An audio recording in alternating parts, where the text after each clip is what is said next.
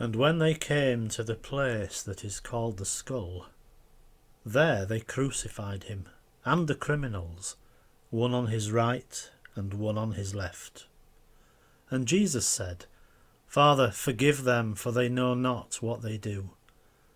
And they cast lots to divide his garments. And the people stood by watching, but the rulers scoffed at him, saying, He saved others, let him save himself, if he is the Christ of God, his chosen one. The soldiers also mocked him, coming up and offering him sour wine, and saying, If you are the King of the Jews, save yourself.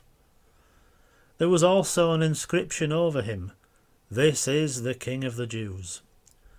One of the criminals who were hanged railed at him, saying, Are you not the Christ? Save yourself and us. But the other rebuked him, saying, Do you not fear God, since you are under the same sentence of condemnation, and we indeed justly, for we are receiving the due reward of our deeds. But this man has done nothing wrong. And he said, Jesus, remember me when you come into your kingdom. And he said to him, Truly I say to you, today you will be with me in paradise. It was now about the 6th hour, and there was darkness over the whole land until the 9th hour, while the sun's light failed. And the curtain of the temple was torn in two. Then Jesus, calling out with a loud voice, said, Father, into your hands I commit my spirit. And having said this, he breathed his last. Now when the centurion saw what had taken place, he praised God, saying, Certainly this man was innocent.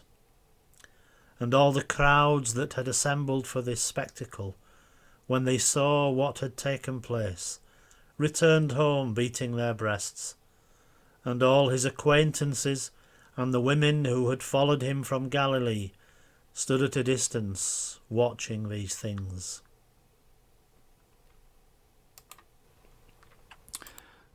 In all four Gospels, the story of Jesus culminates in his death on the cross, followed by his resurrection from the tomb.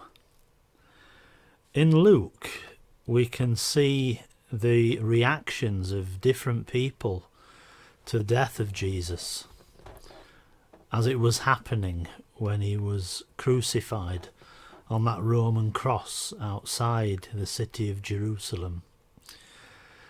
So let's quickly look at their reactions, the reactions of the different people, as I just walk you through this passage and make some important observations. Firstly, let's look at the general public. It describes the people, and the public peered at him. Many stood with their mouths open, staring. Some were sympathetic, some were indifferent, some perhaps were curious, some were devastated. But all were watching to see what would happen to Jesus. Would he just succumb to their cruelties? Would he shock them and do something miraculous at the last minute to turn around this whole horrible spectacle? Secondly, the soldiers scorned him. Those who were given the job of executing Jesus of Nazareth just scoffed and scorned. They disrespectfully threw dice to see who would get his possessions, which was not very much, just the clothes that he wore. Then they heartlessly taunted him, saying, You call yourself the King of the Jews, well, why don't you save yourself? Thirdly, the religious rulers, they ridiculed Jesus in a similar way. They said, He saved others. If he is the Christ, the chosen one, he should save himself. There was no compassion, no sympathy, and no concern for Jesus in all that he was going through from the people who were supposed to be religious. Then one of the criminals that was crucified with him criticised Jesus, saying something like, "You're supposed to be the Christ, so do some saving. Save yourself and us." He obviously thought his own skin was worth saving, despite his despicable crimes that had caused him to receive the death penalty. All these people spoke with a kind of divine irony. They confessed things about Jesus and said things that were true, such as that he was the Messiah, the chosen, the King of the Jews. But these things were all spoken without faith, as some of them blasphemously belittled the Son of God. But there was one man that had a different attitude. This was the second criminal. He reacted in the right way. Firstly, he admitted his guilt to himself. He rebuked his friend for his disrespect and confessed his wrongdoing to Jesus. He asked for mercy and trusted that Jesus was his only hope and that he could save him from hell and secure a place for him in heaven. Let's think about God at this time.